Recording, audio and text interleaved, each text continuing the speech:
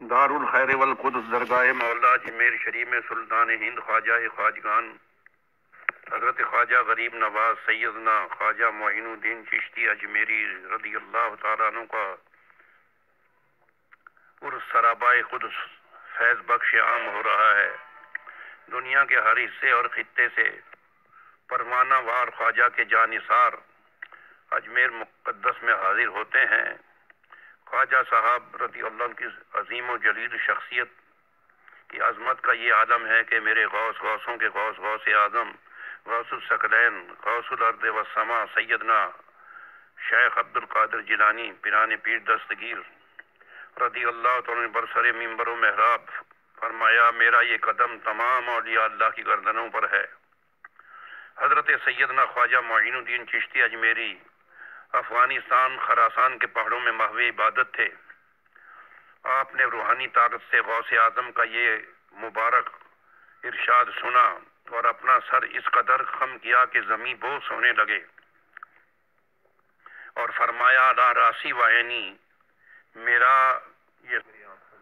میری آنکھوں پر، میرے سر پر آپ کا قدم۔ سبحان اللہ۔ فرمایا غوث اعظم نے کہ ان قریب ولایت ہند سے سرفراز کیے جائیں گے۔ حضرت سید غیاث الدین کے صاحبزادے نے گردن خم کرنے میں، گردن جھکانے میں پہل کی ہے، سبقت کی ہے۔ ان قریب ولایت ہند سے سرفراز کیے جائیں گے۔ شہر بشہر افغانستان سے روانہ ہو کر ملتان اور ملتان سے دہلی، دہلی سے اجمیر مقدس جلوہ آرائی فرمائی۔ وہاں آنا ساگر شہر میں داخلے سے پہلے ایک بہت بڑا تالاب آتا جس کو ایک ہندو راجا نے، آنا جی نے تعمیر کیا تھا۔ وہاں آپ نے اپنا ڈیرا ڈال دیا اور لوگوں کو اسلام اور ایمان کی دعوت دی۔ کثرت سے لوگ مشرف با اسلام ہونے لگے۔ ہندو راجا کہ یہ روحانی طاقت دیکھ کر آپ کی زبان میں شیرنی تھی، حلاوت تھی، مٹھاس تھی، کثرت سے اہل ہنود مشرف با اسلام ہونے لگے۔ انہوں نے ایک پروانے کے ذریعے یہ حکم دیا کہ یہ تالاب ہمارا ہے، ہم نے بنوایا تھا، آپ یہاں سے پانی استعمال نہ کریں۔ خواجہ صاحب نے اپنے ایک خادم کو حکم دیا کہ سارا پانی ایک پیالے میں لے لو۔ اپنا پیالہ عطا فرمایا، تالاب میں پیالہ ڈالا، سارا پانی اس تالاب میں آ گیا۔ یہ آپ کی روحانی طاقت تھی اور کرامت تھی، بڑی روشن درخشاں کرامت تھی۔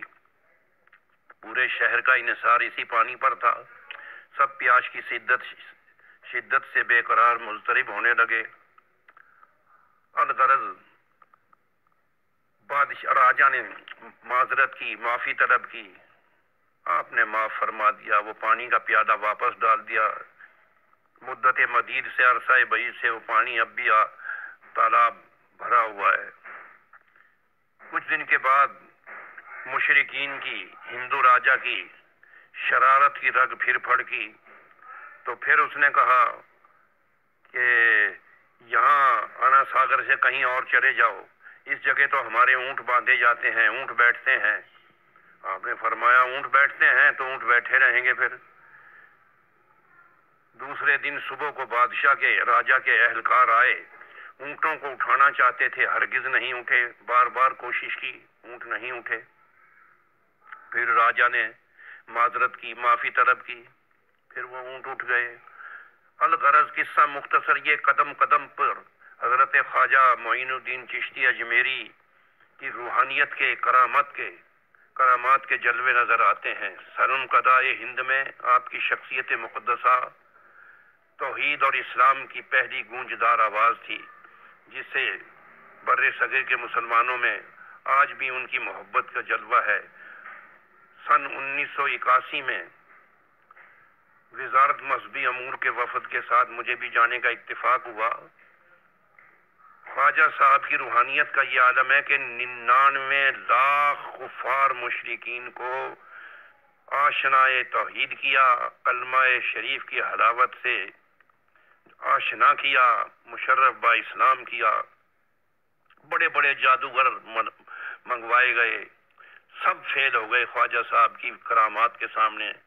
خوبصورت لڑکیوں کو بنا سنگار کے پیش کیا گیا، خواجہ صاحب نے نظر تک نہیں اٹھائی، سب سے بیگانہ رہے۔ یار شناسا تیرا، حور پہ نظر نہ ڈالے کبھی شیدا تیرا۔ تو خواجہ صاحب رحمۃ اللہ علیہ کے فیوز و برکات سے آج اجمیر کی گلی گلی میں، محلے محلے میں مسجدیں ہیں، بت خانے ویران تھے۔ آج بھی ہندوؤں کی زبان پہ ہے یہ نغمے سنے گئے، خواجہ پیا کے ہم ہیں خواجہ ہمارے، دے دو اللہ کے نام پہ، دے دو خواجہ کے نام پہ۔ اور یہ نغمے سنے گئے، کشتی بھنور میں دور کنارہ ہے دوستو، خواجہ پیا کو ہم نے پکارا ہے دوستو۔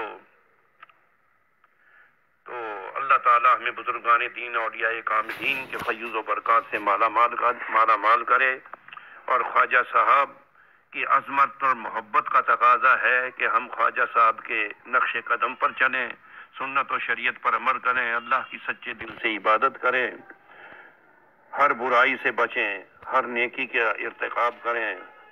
وَمَا عَلَيْنَا إِلَّا الْبَلَاغُ۔